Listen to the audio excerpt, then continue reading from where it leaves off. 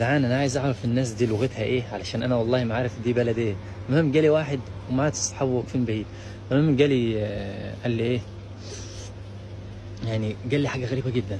قال لي بكام لبس سوبر؟ قلت له لبس سوبر ب 300 جنيه. راح نادى على واحد صاحبه اسمه يا محمد، هتاكل ايه يا محمد؟ اللبس سوبر عامل 300 جنيه يا محمد. أنا مش بتريق على حد، بس لغته جامده. راح قال له الواد الثاني، راح قال له هات ب 20 جنيه يا محمد. الديم رايحه في داهيه، الديم رايحه في داهيه يا ابو عمو. هات ب 20 جنيه هات ب 20 جنيه. المهم راح قال لي بص يا ابو عمو، هات ب 20 جنيه من ده، وعايز ب 20 جنيه من ده، ولبس سوري، ولا عايز ب 20 جنيه سوداني. سوداني، يو اندرستاند. قال لي حسابك كام كده؟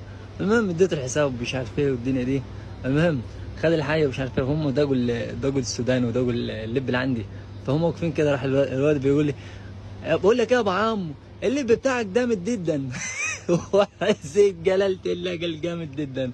قلت له هدرس معايا، قال لي ايه؟ قلت له لا ما فيش، صباح الفل.